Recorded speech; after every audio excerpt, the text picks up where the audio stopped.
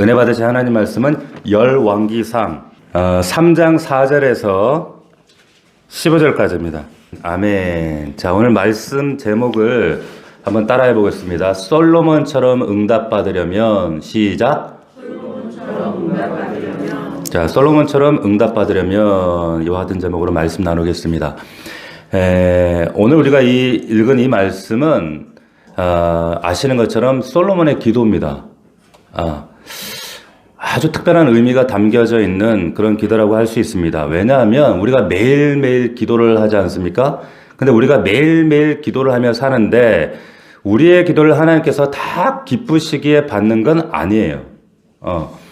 우리 하나님은 너무 너그러우시고 사랑 많으시기 때문에 우리 아버지니까 기도하면 내 기도를 모든 기도 다 기꺼이 받아주시겠지라고 생각할 수 있지만 그러나 우리에게 유익하지 않은 기도 혹은 우리들 영혼에 해악이 되는 기도는 거절하십니다. 아멘? 거절하세요. 그런데 성경에 보면 수많은 기도 가운데 명백하게 명시적으로 하나님께서 그 기도를 굉장히 흡족하게 굉장히 기뻐하셨다라고 하는 하나님의 마음이 구체적으로 표현된 거의 유일한 기도가 바로 솔로몬의 기도입니다. 자, 여기 방금 우리가 조금 전에 읽었던 9절을 한번 다시 한번 보십시오. 9절을 보시면 누가 주의 이 많은 백성을 재판할 수 있사오리까 듣는 마음을 종에게 주사 주의 백성을 재판하여 선악을 분별하게 하옵소서 이렇게 기도했는데 이 기도가 하나님께 얼마나 감동이 되고 특별했던지 10절 읽겠습니다. 10절 다시 한번 시작. 솔로몬이 이것을 구하매 그 말씀이 주의 마음에 어떻게 했다고요? 들었다 그랬어요. 주의 마음에 들었다. 하나님 마음에 드는 기도였다는 거예요. 자, 여기 하나님 마음에 들었다고 하는 헬라어 직역을 보면 이게 무슨 말이냐면, 야, 이 녀석 참 기특하네. 이런 정도가 아니라 하나님과 영이 통했다라는 뜻이에요. 통했다. 그리고 하나님이 감격했다. 그래서 응답할 수밖에 없었다라고 하는 뜻이 들었다, 하나님 마음에 들었다라고 하는 그 히브리 원어의 의미가 있습니다. 그런데 보세요.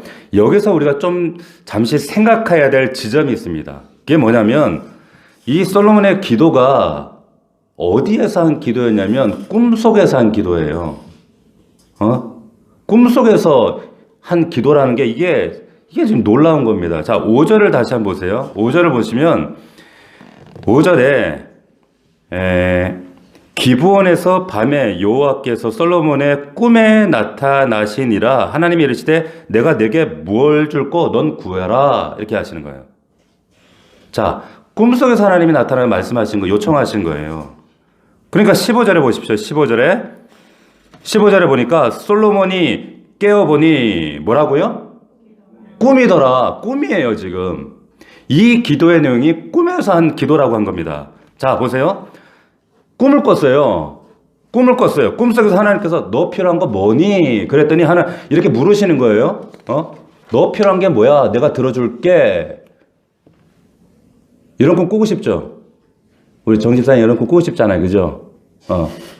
우리 윤 집사님 이런 꿈 꾸고 싶잖아요. 그죠? 하나님이 꿈에 나타나가지고 너 뭘 줄까? 뭐 들어줄래? 그러면 우리는 다 머릿속에서 다 유치한 생각들 하나씩 다 하고 있어요. 하나님 그거요, 그거. 심지어는 번호 그거 있잖아, 번호. 그러면서, 그죠? 자, 보세요. 하나님께서 네가 원하는 게 뭐니? 그럼 여러분 뭐 구하고 싶으세요? 각자 유치한 것들 하나씩 다 가지고 있는데 중요한 건 뭐냐면 이 꿈속 하나님의 요청에 대해서 솔로몬의 대답이 아주 기가 막히다는 거예요. 놀라운 지금 대답을 하는데 이게 굉장히 중요합니다. 꿈속입니다. 다시 한번 말씀드리지만 근데 하나님 앞에 대답하는 솔로몬의 대답이요. 아주 체계적이고 아주 준비가 되어 있고 그 내용이 아주 깊어요. 이게 무슨 말일까요? 이 말은 이미 살면서 이 생각을 많이 해왔다라는 의미예요. 그 결과가 꿈속에서 갑작스럽지만 이런 응답으로 나왔다는 거예요. 꿈속에서 그런 식으로 대답할 수 있었다라고 하는 것은 솔로몬이 평소에 그런 생각을 쉼없이 굉장히 많이 해왔다는 것을 지금 말하는 겁니다. 보세요. 우리가 어떤 한순간에 어떤 행동을 결정해요. 어떤 한순간에 어떤 선택을 합니다. 근데 그게 우리가 볼 땐 충동적인 선택일지 모르지만 충동적인 선택일지라도 그렇게 충동적으로 선택할 수 있는 방식으로 사실은 살아왔다는 의미예요. 맞습니까? 보세요. 평소에 내가 생각했던, 평소에 내가 추구해왔던, 평소에 내가 살아왔던 삶의 방식의 표현이 선택이라는 걸로 나타나는 거예요. 말로 나타나는 거예요. 그 사람의 행동하는 모습으로 이게 담겨져 나오는 거예요. 자, 지금 솔로몬이 지금 꿈속이지만 지금 하나님 앞에 즉흥적으로 대화하는 순간 근데 이 대답이 절대 즉흥적이거나 갑작스럽거나 그런 대답이 아니라는 점을 제가 말씀드리려고 하는 거예요. 그동안에 그 솔로몬 안에서 살아왔던 삶의 모든 가치, 이런 것들이 농축적으로 담겨져서 꿈이지만 하나님께 그런 방식으로 하나님께 표현되었다라고 하는 거예요. 이게 중요한 겁니다. 중요한 건 뭐냐? 하나님께 솔로몬에게 내가 너에게 뭐 줄까? 우리 정집사 뭐 줄까? 이렇게 물을 때 보세요. 솔로몬이 너 나에게 구해라. 그러니까 솔로몬이 대답이 뭐였는가 여러분 잘 보세요. 첫 번째로 하나님 나 이거 주세요. 여러분이 지금 마음속에 생각하는 그 유치한 그거 있잖아요. 나 이거 주세요. 하지 않았다는 거예요. 첫 번째로 뭘 구했습니까? 하나님께 뭔가를 내놓는데 굉장히 체계적이고 준비가 되어져 있고 오래도록 고민했던 그 내용을 꺼내는 거예요. 보세요. 그 첫 번째 대답이 뭐냐? 아버지 얘기를 합니다. 아버지 얘기를 해요. 보세요. 6절 한번 보시겠어요? 6절 같이 한번 읽어봅시다. 시작. 솔로몬이 이르되 주의 종 내 아버지 다윗이 성실과 공의와 정직한 마음으로 주와 함께 주 앞에서 행함으로 주께서 그에게 큰 은혜를 베푸셨고 주께서 또 그를 위하여 이 큰 은혜를 항상 주사 오늘과 같이 그의 자리에 앉을 아들을 그에게 주셨나이다. 아멘. 여러분 보세요. 지금 솔로몬의 대답이 너무 기가 막힌 거예요. 솔로몬이 먼저 내가 너 뭘 줄까 꿈속에서 물으시니까 갑자기 아버지에 대해서 얘기하는데 지금까지 자기가 살면서 생각해왔던 돌아가신 아버지에 대한 모든 정리된 마음을 함축해서 요약해서 하나님께 고백을 합니다.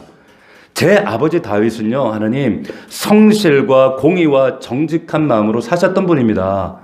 이렇게 얘기하는데 아버지 인생을 너무나도 아름답게 기가 막히게 함축적으로 두 단어로 요약을 해요. 뭐라고 요약하는 줄 아세요? 딱 두 마디로 하죠. 뭐라 그래요? 주와 함께 주 앞에서. 뭐라고요? 주와 함께 주 앞에서. 너무 감동스럽지 않습니까? 자녀가 우리 아버지 어머니를 고백할 때 우리 아버지는요, 우리 어머니는요, 주와 함께 주 앞에서요. 솔로몬이 자기의 아버지 아들을 떠올리면서 그의 인생이 이런 인생이었습니다. 이렇게 요약했어요. 주와 함께 주 앞에서. 여러분들의 자녀들이 이런 고백을 할 수 있기를 주의 이름으로 부탁을 드립니다. 그렇게 살아내야 돼요. 아버지 어머니를 보니까 돈과 함께 돈 앞에서, 세상 앞에 세상 앞에서, 자기 욕심 앞에 욕심 앞에서. 자녀들도 보는 눈인데 다 알지요. 하나님이 이용의 수단인지 목적인지 왜 모르겠어요. 보세요. 주와 함께 주 앞에서. 이게 자기 아버지에 대한 농축된 그 아들 솔로몬이 바라본 신앙 고백이었단 말이에요. 이렇게 해석한 겁니다. 아버지 인생은 이거구나. 한마디로 아버지 돌아가신 다음에 생각하고 또 생각하고 아버지 인생에 대해서 하나님 우리 아버지 인생은요 정말로 한마디로 성실과 공의와 정직으로 사시면서 행하시는데 주 함께 주 앞에 섭니다. 그것이 아버지 다윗을 왕으로 40년간 살게 있었던 가장 강력한 믿음의 근거였고 삶의 근거였습니다. 이렇게 고백하고 있는 거예요. 할렐루야. 보십시오. 하나님, 저희 아버지는 하나님이 세우신 왕인데 하나님이 세우신 왕으로서 왕직을 감당할 수 있었던 그 어마어마한 직분을 감당할 수 있었던 이유는 성실과 정직과 공의로 살아내시면서 주 앞에서 주와 함께 한 왕이었기 때문에 하나님께서 그것을 인정하셔서 그의 왕직을 유지하게 하셨고 오늘날 그 아들인 나마저도 하나님께서 왕으로 삼아주셨습니다. 그 왕을 세우신 분이 진짜 왕은 하나님이십니다. 이렇게 고백을 6절에서 하고 있는 거예요. 아멘? 보세요. 모든 주도권, 그 아버지 왕 대신과 지금 이 왕의 자리에 있는 솔로몬 자기 자신도 이 모든 주도성이, 주권이 하나님께 있다라고 하는 고백하고 있는 겁니다. 놀라운 지금 고백을 하고 있는 거예요. 이게 더 놀라운 것은 이게 꿈이라는 게. 예? 저는 어젯밤에도 말도 안 되는 꿈 가운데 막 헷갈렸거든요. 막 이게 왜 이러는가 비몽사몽. 근데 꿈속에서 이런 고백을 할 수 있다? 평상시에 얼마나 묵상하고 하나님을 생각하고 아버지를 기억했는가. 여기 여실히 드러나는 거예요. 다시 말하면 이 고백에는 이런 의미가 다시 드러나게 되는 거예요. 하나님, 제 아버지나 저나 진짜 참 이스라엘의 왕으로 서려면 하나님께서 진짜 왕이심을 고백하는, 인정하는 왕일 때라 비로소 진짜 왕이라는 것을 인정받을 수 있습니다. 나는 이거 인정합니다. 이거 얘기하는 거예요. 이건 모든 상황에 해당이 됩니다. 우리 교회 담임 목사인 저도 마찬가지예요. 저는 넘치는 교사 담임 목사이지만 제가 우리 교회 담임 목사직을 제대로 수행할 수 있으려면 진짜 담임 목사는 누구예요? 하나님이세요. 하나님이 담임 목사이십니다라는 것을 인정하는 담임 목사일 때라야, 그때라야 제가 목사가 되는 거예요. 나라도 마찬가지고, 여러분 가정도 마찬가지입니다. 여러분 가정도 하나님만이 우리 가정의 진정한 가장이십니다. 하나님이 가장입니다라는 이 고백을 할 수 있는 가장이야말로 진짜 하나님이 가장으로 세워주실 줄로 믿습니다. 진짜 가장이 되는 거예요. 지금 솔로몬이 보세요. 아버지 얘기를 시작합니다. 널 뭘 줄까? 꿈속에 얘기하는데 아버지 이야기를 하면서 지금 뭘 얘기하냐면 하나님에 대한 주권을 인정하는 거예요. 하나님의 사실은 진짜 왕입니다. 하나님에 대한 인식을 얘기하고 있는 거예요. 자, 하나님은 어떤 분? 이런 분. 하나님은 왕입니다. 진짜 왕입니다. 하나님을 참 왕으로 인정할 때라야 진짜 제가 이스라엘 왕으로 인정받을 수 있음을 고백합니다. 그 얘기를 지금 6절에서 하고 있는 겁니다. 여러분 잘 들으세요. 왜 이게 중요한가 하면 여러분 삶이 무엇에 의해서 결정되는가, 여러분 인생이, 여러분의 일터와 여러분의 삶의 내용들이 어떻게 결정되는가 하는 것은 여러분 각자에게 하나님이 누구시냐에 따라서 결정됩니다. 하나님은 나에게 어떤 분이신가? 이거 굉장히 중요합니다. 이 인식이 굉장히 중요해요. 어떤 성도들을 보면 하나님을 생각할 때 항상 이렇게 좀 주눅 들어 있어요. 두려워요. 뭔가 잘못해가지고 항상 얻어맞을까봐 항상 무섭고 두렵고 수동적이고 능동적이지 못하고 자, 결국 하나님을 그분이 어떻게 생각하는가 라고 하는 그 문제와 관련되어 있는 겁니다. 근데 반면에 그렇지 않은 분들이 있죠. 당당하신 분들이 있어요. 가정에도 보면 그렇습니다. 우리 아이들이 보면 그 가정의 부모를, 특별히 그 집안 가장된 아빠를 어떻게 생각하고 있느냐 보면 애들이 막 주눅 안 들고 당당하고 아빠한테 내놔! 짓고도 하는데 지갑 열어가지고 지갑 막 가져가고 카드 줘봐! 카드 가고 어떨 땐 뭐 이 땅에다 했나 싶은 게 싸가지가 말이야 말이면서 그러면서 우린 주잖아요. 그런데도 이뻐요. 당당하잖아요. 근데 그런 아이들, 그런 당당함의 근원이 어디에서 나오는지는 모르지만 근데 그런 아이들이요. 1세 때부터 7세 때까지 부모와 형성된 애착과 관계가 청소년기에 처음 만나는 친구들 관계에서 그게 나타나요. 그리고 나가서 나중에 사회 나갔을 때 이제 수많은 타자들과의 관계 속에서 그런 당당함이 드러납니다. 관건은 뭐예요? 관계거든요. 관계. 내가 우리 아버지를, 우리 부모를 어떻게 생각하느냐, 인식하고 있느냐, 그런 관계 형성이 사회 나가서도 그대로 드러나는 거예요. 근데 그게 예배 안에서 하나님과의 관계 안에서도 드러나게 된다라고 하는 거예요. 굉장히 그 아이들의 태도와 말과 행동에 결정적 영향을 끼친다. 자, 마찬가지로 세상의 주인이신 내 삶의 모든 것이라고 우리가 고백하는 하나님이 나에게 도대체 어떤 분이냐에 대한 그 사람의 생각이 그 사람의 말과 행동과 태도와 신앙의 내용을 증명한다는 거예요.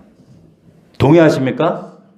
자, 내가 어떤 말을 담아내고 쏟아내는가, 내가 어떤 행동을 하는가, 특별히 내가 돈에 대한, 물질에 대한 문제, 내가 이 지갑을 어떻게 사용하는가, 그 사람의 정체성이 그대로 드러나요. 그래서 믿는 자들은 지갑이 회개하지 않으면 진짜 거듭난 게 아니라고 얘기하는 이유도 그래서 그런 거예요. 보십시오. 어떤 목사님은 그래요. 강대상에서 하나님에 대해서 목사가 선포하고 설명하고 얘기하면 앉아있는 성도들이 앉아있는 숫자만큼 하나님에 대한 컨셉이 쪼개진다는 거예요. 무슨 말이에요? 각 사람이 생각하는 하나님이 조금씩 다 달라요. 여기 앉아있는 여러분들이 생각하는 하나님이 다 다릅니다. 어떤 분은 하나님 자유롭고, 어떤 분은 사랑의 하나님이고, 어떤 분은 엄격하시고, 어떤 분은 막 왔다 갔다 하시고, 그래요. 그러니까 그 사람의 어떤 성격과 기질과 경험, 전부 그 정도에 따라서 하나님이 다 다양한 거예요. 다양하게 느껴지는 거예요. 그런데 그러면 안 돼요. 내가 가지고 있는 하나님의 컨셉, 하나님의 취향 이런 것으로 말씀을 받게 되면 각자의 하나님이 다 달라요. 이건 굉장히 위험한 겁니다. 이게 뭐예요? 금송아지가 되는 거예요. 하나님은 그렇게 내가 만들어서 섬기게 되면 그렇게 되면 그 신앙은 굉장히 왜곡되게 되어 있습니다. 보세요. 성경 말씀. 그래서 강단에 선포되는 목사의 말씀을 통해 선포되는 그 말씀, 그냥 그 말씀을 말씀 성경 그대로 아멘으로 받으셔야 돼요. 아멘? 하나님이 용서하십니다. 그러면 아멘! 그러면 되는데 아멘 하고 나서 돌아와서 근데 하나님이 나 같은 건 용서 안 해. 그러면 이런 식으로 생각하면 결국 내가 만든 하나님 안에 하나님을 가둬놓고 계시는 거예요. 매번마다 하나님이 왜곡돼요. 예배 때마다. 자, 근데 다시 말해서 하나님이 누구시냐? 자, 우리 자녀들에게 아들, 딸들에게 아빠가 어떤 존재냐? 라는 것이 이 아이의 삶에 굉장히 중요한 영향을 미친다면 우리의 영혼에서도 하나님이 나에게는 어떤 분이시냐가 여러분들의 일터와 가정과 삶에 굉장히 지대한 삶의 결과들로 열매들로 나타나게 된다는 거예요. 그래서 그 하나님에 대한 인식이 여러분들의 기도의 내용까지 결정합니다. 첫 번째, 그 기도의 내용이 내가 하나님을 누구라고 생각하느냐. 내가 하나님을 누구라고 생각하느냐. 그거에 따라 기도의 내용이 달라진다니까요. 또 하나 중요한 것은 내가 나를 누구라고 생각하는 거예요. 나는 내 아버지 하나님을 누구라고 생각하느냐 하는 것과 또 하나는 내가 나를 누구라고 생각하느냐. 이게 굉장히 중요합니다. 이어서 나와요. 여러분, 그 잠언에 보면 아굴이라는 사람이 아주 특별한 기도를 하는데 여러분들이 보셨던 이런 기도를 합니다. 뭐라고 하는가? 하나님, 날 부하게도 하지 마시고, 날 가난하게도 하지 마시고, 적당히 하게 하시고, 그리고 헛된 것 구하지 않게 하시고, 거짓말하지 않게 하옵소서. 아굴이 이런 기도를 했어요. 정말 아름다운 기도를 했죠. 근데 이 기도가 왜 나왔는지 아세요? 바로 그 앞에 잠언 30장 그 앞에 보면 이런 이야기를 합니다. 뭐라고 하냐면 여호와여 나는 짐승이라 지혜가 없고 분별이 없습니다. 이런 이야기를 했어요. 짐승같이 분별 없는 존재라는 거예요. 소크라테스가 여러분 너 스스로를 알라 그랬잖아. 이거는 야, 네 분수하라 이런 말이 아니라 자신이 얼마나 아무것도 모르는 존재라는 거 그거 깨달아야 그 얘기한 거예요. 아무것도 내가 얼마나 무지한 존재인가를 알라고 한 게 그 얘기면 똑같은 얘기를 한 거예요. 아굴이 나는 정말 짐승같이 분별 없는 존재입니다. 이런 자기 인식이 있었다는 겁니다. 왜냐하면 보세요. 사람은 진리에 가까워지면 가까워질수록 두 가지 특성이 나타납니다. 여러분들이 진리에 가까워지면 빛에 가까워지면 다가가면 다가갈수록 진리는 빛이죠. 빛이기 때문에 빛에 다가가면 다가갈수록 빛은 우리의 어두움을 드러내거든요. 그래서 진리에 다가가면 우리가 전에 모르던 것을 깨닫게 돼요. 알게 돼요.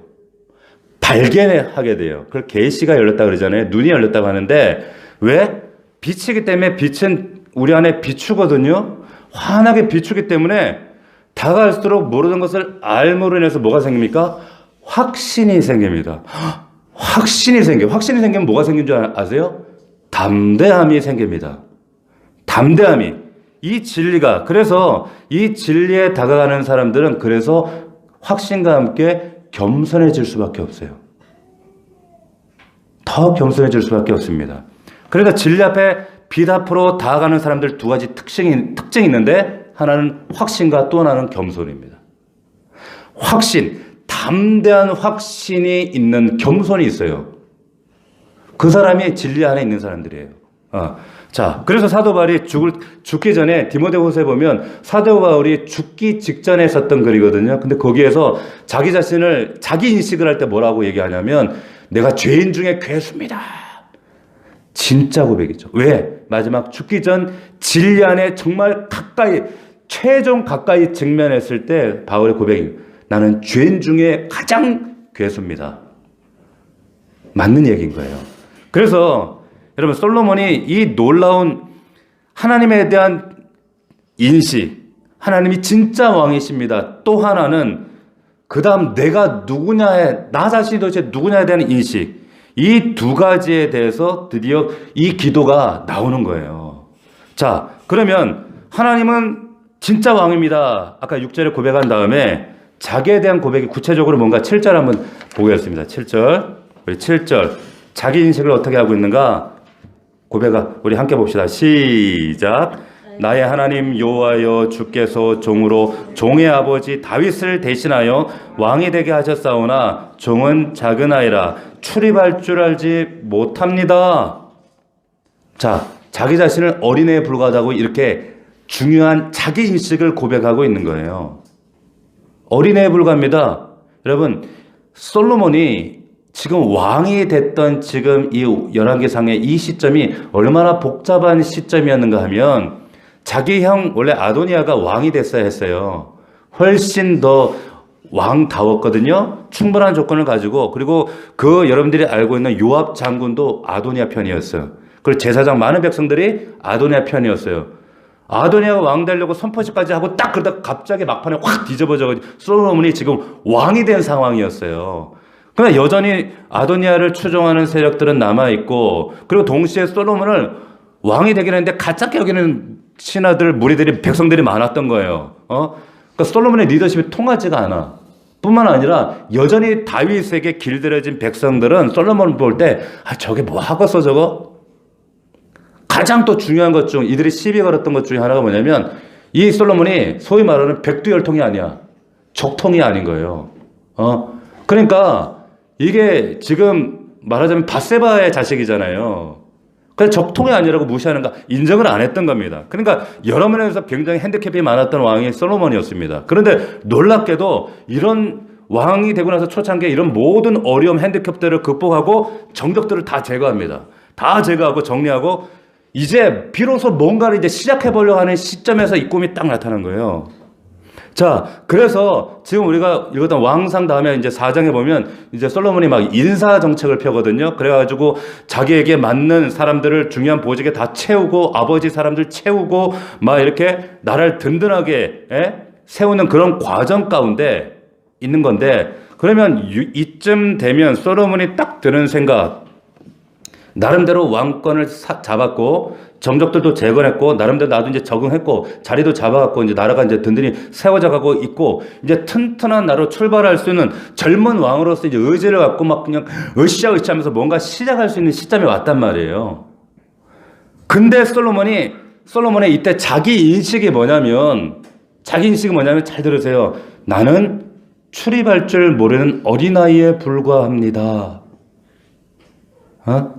내가 뭔가를 하는 것 같지만, 내가 왕으로서 내 입지를 다져가는 중이지만, 이 나라가 평탄해졌지만 나는 출입도 할 줄 모르는 어린아이에 불과합니다. 이런 식으로 고백하는 거예요. 여러분 한번 생각해 보세요. 그러면 이 두 가지가 이 기도를 지금 만들고 있는 겁니다. 보세요. 하나님은 진짜 왕이십니다 라고 하는 것과, 저는 출입을 할 줄 모르는 어린아이입니다. 그런데 제가 지금 이 백성들, 눈에 보이는 이 백성들, 수많은 백성들을 다스려야 하는데, 이 백성은 내 백성 아닙니다. 주님 백성입니다. 주님 사람들입니다. 그러므로 그래서 제게 필요한 마음은, 고백은 뭐다? 말씀에 나와 있잖아요. 듣는 마음입니다. 얘기하는 거예요. 그래서 이 듣는 마음이 나오는 거예요. 여러분들 그러잖아요. 기억하고 생각하고 물으라 하잖아요. 듣고 물어야 되는 거예요. 보십시오. 하나님이 누구이신지 알 때, 그리고 내가 누구인지를 알 때, 그때 비로소 이런 기도가 나오게 되는 거예요. 이 기도가 나와야 응답이 되죠. 8절 9절에 그래서 이렇게 얘기하는 겁니다. 8절 9절 같이 한번 읽어봅시다. 시작. 주께서 택하신 백성 가운데 있나이다. 그들은 큰 백성이라 수요가 많아서 셀 수도 없고 기록할 수도 없사오니 누가 주의 이 많은 백성을 재판할 수 있사오리까. 듣는 마음을 종에게 주사 주의 백성을 재판하여 선악을 분별하게 하옵소서. 아멘. 저는 우리 사랑하는 아들, 딸들, 자녀들에게 이 분별과 지혜가 열리기를 주의 이름으로 축원합니다. 하나님, 나 이번에 1등급 되게 해주세요. 스카이가 이거 아니라 순서가 바뀌어야 돼요. 솔로몬은 그 기도하지 않았어요. 보세요. 지금 솔로몬의 이 인식이 굉장히 중요합니다. 자신이 왕이 되었지만 내 백성이 아니라는 거예요. 내 백성이 아니라 주의 백성이라는 거예요. 다시 말하면 내가 가장이 아니라는 거예요. 내가 지금 CEO가 아니라는 거예요. 내가 사장 아니라는 거예요. 주님이 하셔야 된다는 거예요. 주님의 백성을 주님이 다스려야. 보세요. 진짜 왕은 누구라고요? 주님이세요. 주님이 진짜 왕이신데요. 나는 출입을 할지 모르는 어린아이에 불과합니다. 이거 적절하게 오늘날로 환원하면 무슨 말인 줄 아세요? 하나님, 저는 똥을 좀 못 가립니다. 나 아무것도 못해요. 응? 이 백성 다스릴 자격 없습니다. 그러니까 진짜 주인이신 왕이신 주님이 주님의 백성을 어떻게 다스려야 되는지를 매일 끊임없이 묻는, 그래서 듣는 마음을 정확히 허락해 주셔야 되겠습니다. 그래야 다스릴 수 있습니다. 지금 이 얘기하는 거예요. 할렐루야. 여러분 사업장과 여러분들 가정을 이렇게 하나님께 구하셔야 되는 거예요. 우리의 모든 기도가 이러한 인식, 하나님에 대한 인식, 자기 자신에 대한 이런 인식 위에서 기도가 나와야지.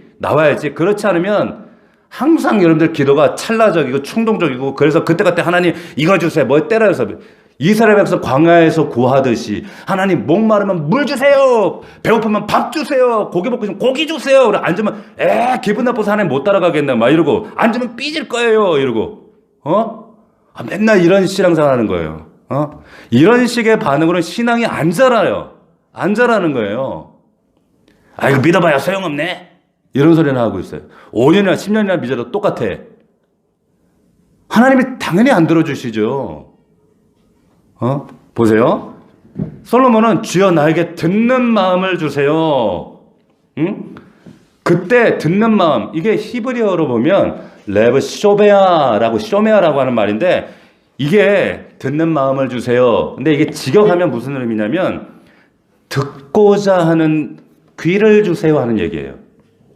하나님, 제가 듣고자 하는 귀를, 마음을 좀 주세요. 그래서 즉각적으로 순종할 수 있는 마음 주세요. 아멘? 이게 듣는 마음이에요. 듣는 마음.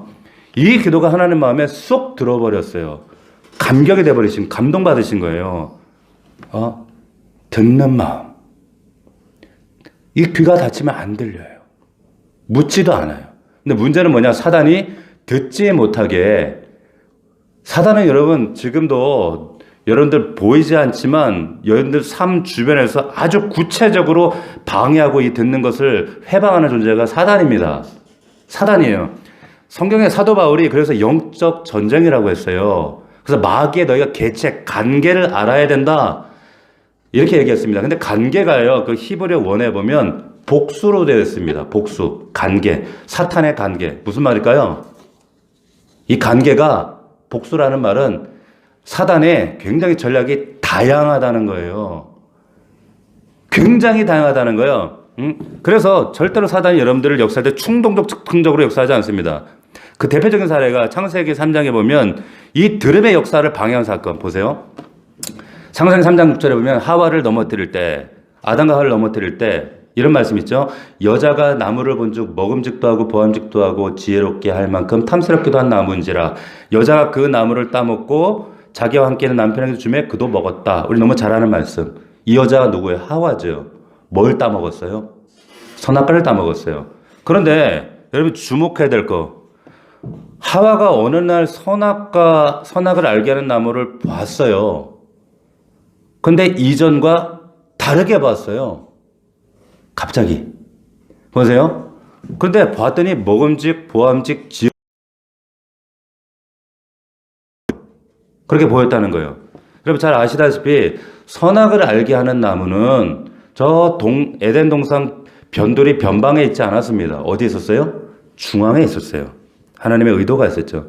중앙에 있었다라고 하는 것은 아담과 하와가 매일매일 오가면서 분명히 거기 있는 나무를 보아왔다는 거예요. 알았다는 거예요. 매일매일 그 선악 알게 하는 나무를 보았는데 한 번도요. 이전에는 한 번도 먹음직하고 보암직하고 지혜롭게 할 만큼 탐스럽게 보이지 않았어요. 보였던 적이 없어요. 그런데 갑자기 왜 그 나무가 그렇게 보였을까? 갑자기 왜 그렇게 보였을까요? 왜? 사탄의 뱀을 통해서 하는 그 소리를 어떻게 해요? 들었기 때문에 그런 거예요. 들었기 때문에. 항상 우리가 무슨 소리를 듣는가? 세상의 소리를 듣는가? 사탄의 음성을 듣는가? 아니면 하나님의 말씀, 하나님의 소리를 듣는가? 듣는 것이 얼마나 중요한지 모릅니다. 왜곡시키잖아요. 들었던 말씀을. 너 먹으면 정령 죽어. 먹는 날은 끝장이야. 근데 사단은 왜곡시킵니다. 하나님 말씀을. 야, 결코 안 죽어. 더 나아가서 너 그 먹는 날에는 너 눈이 밝아져서 너 하나님 같이 되고 너도 선악을 분별할 수 있는 존재. 그렇게 될까봐 하나님 그거 알고 계시기 때문이야. 하나님 말씀을 왜곡하는 거예요. 이 귀로 왜곡하는 거예요. 보십시오. 그래서 이걸 듣고 나서 이제는 늘 보았던 나무가 예사롭게 거기 하와가 보았으나 이게 성경 보면 아주 유심히 보았다는 얘기예요. 봤더니 달리 보이네? 달리 보이는 거예요. 이전과는 전혀 달라 보여요. 보암직도 하고 먹음직도 하고 지혜롭게 할 만큼 그렇게 보여져요. 듣는 것이 얼마나 중요한가? 너무나도 중요하다는 거예요. 성경을 보면 이 들음에 관해서 그래서 너희들의 믿음은 이 들음에서 출발한다. 로마서 10장 17절 믿음은 들음에서 나며 들음은 그리스도의 말씀으로 말미암는다. 내 귀가 듣는 것이 아니라 지금도 영원히 듣고 있는 거예요. 지금 아무리 나는 반항하고 나는 중3이고 고등학생 사춘기 그럴지라도 저들 영혼 다 들어요. 영혼이 듣습니다. 그래서 들음이 중요하다. 그래서 신명기 말씀에도 쉐마, 들으라 이스라엘, 들으라 이게 히브리어로 쉐마라고 하는 단어인데 듣는 것이 그래서 이스라엘 유대인들은 자녀들을 교육할 때 쉐마 교육을 하는 이유도 그런 거예요. 끊임없이 성경을 읽히고 듣게 하고 반복하고 그래서 끊임없이 학습을 통해 기억하게 하는 것, 듣게 하는 것 이게 쉐마 교육. 요한계시록 말씀에도 성령이 교회에게 하시는 말씀을 어떻게 하라? 들어라. 듣는 것이 너무 중요하다는 거예요. 너무너무 중요하다. 근데 그 솔로몬이 놀랍게도 듣는 마음을 구했다는 거예요. 하나님 어떻게 하셨어요? 13절 읽어봅시다. 같이 시작. 내가 구하지 아니한 부귀와 영광도 내게 주노니 평생의 왕들 중에 너와 같은 자가 없을 거야. 근데 우리는 거두절미하고 하나님 그냥 13절로 바로 가시죠? 이러는 거예요. 하나님 부귀 주세요. 영광 주세요. 이거 기도하고 있는 거예요. 그러니까 하나님이 됐다. 그거 우상이다 하시는 거예요.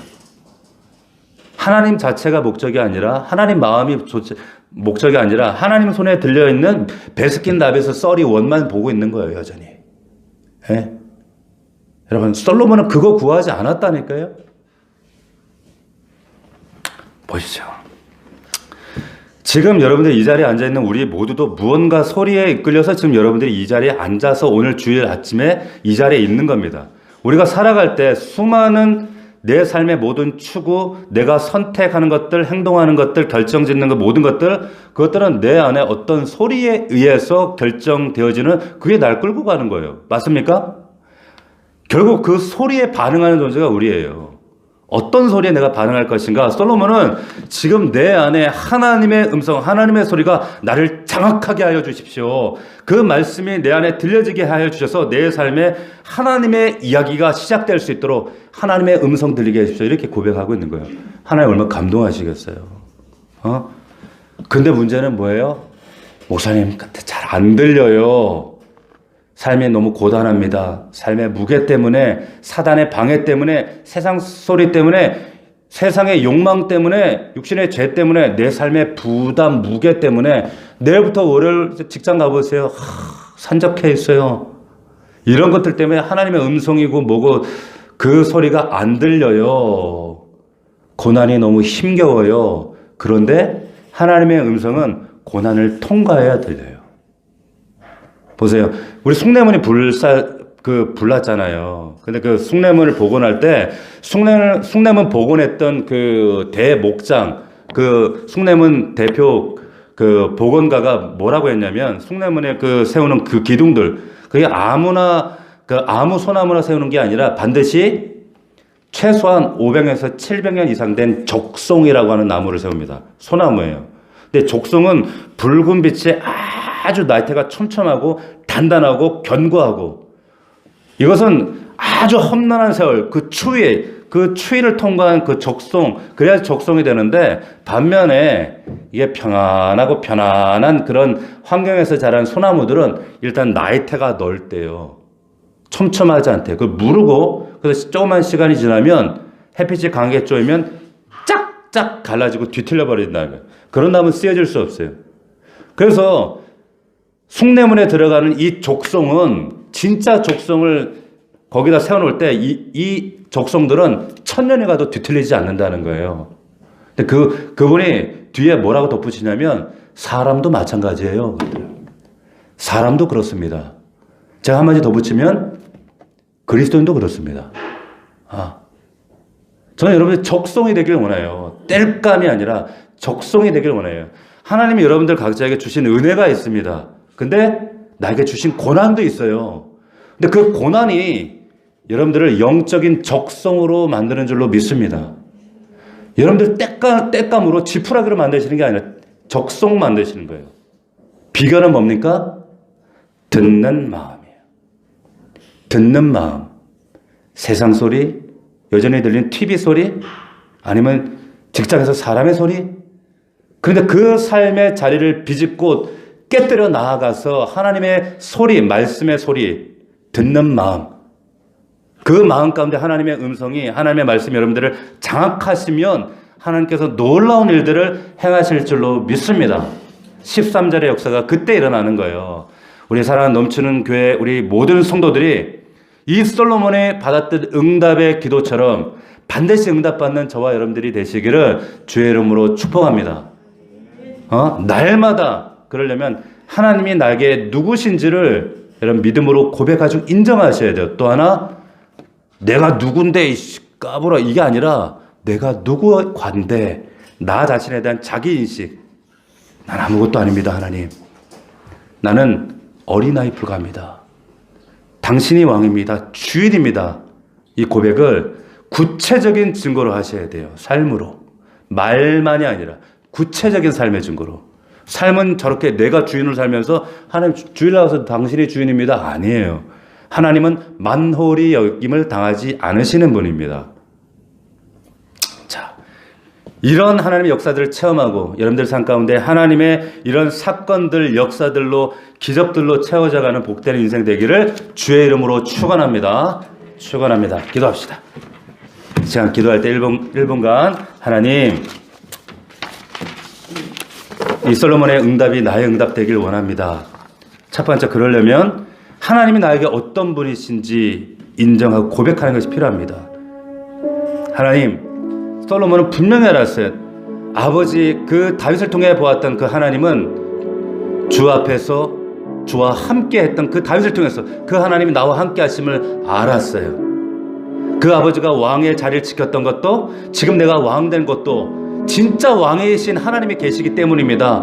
하나님 왕 되심을 인정했습니다. 또 하나, 자기 자신에 대한 확고한 인식이 있었어요. 하나님, 겸손하게 나는 어린아이 불과합니다. 겸손하셔야 돼요. 잘나고 까불으시면 안 돼요. 이런 고백으로 하나님께 고백할 때, 그렇기 때문에 하나님, 나는 듣는 마음이 필요해요. 내 가정과 내 일터와 내 사업장에서 듣는 마음이 필요합니다. 하나님, 역사를 베푸시옵소서. 기적을 베푸시옵소서. 순종하겠습니다. 하나님, 그렇게 살지 못했던 삶을 회개합니다. 도와주시옵소서. 우리 1분간만 하나님께 회개하며 나아갑시다. 살아계신 아버지 하나님, 감사합니다. 아버지 하나님, 솔로몬이 정말로 즉흥적으로 충동적으로 고백했던 삶의 고백이 아니라 꿈속에서일지라도 하나님께서 그의 인생의 소원을 요구하실 때 고백했던 이 고백이 우리의 고백, 우리 사랑을 넘치는 교회 성도들의 진심 어린 믿음의 고백이 될 수 있도록 하나님 인도하여 주시옵소서. 한순간의 고백이 아닙니다. 삶에 끊임없이 복상하고 고백하고 기억하고 생각하고 하나님 말씀을 생각하고 삶으로 치열하게 이 믿음을 살아내었던 자들의 고백이 바로 이 솔로몬의 고백이요 간구인 줄로 믿습니다.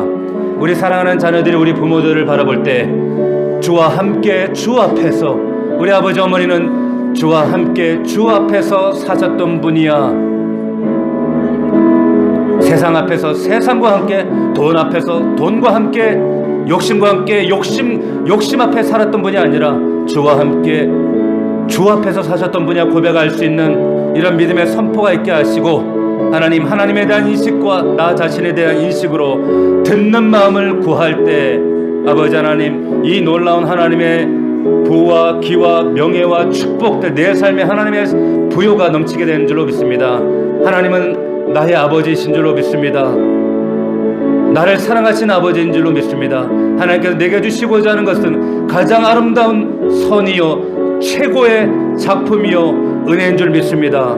하나님, 우리의 왜곡된 마음이 하나님의 그 은혜와 사랑을 왜곡하지 않도록 우리의 마음을 고치시고 회복하여 주시옵소서. 하나님, 오늘 말씀을 통해 다시 한번 새로워지는 복된 은혜의 시간 되게 하여 주시옵소서. 아버지 하나님, 감사합니다.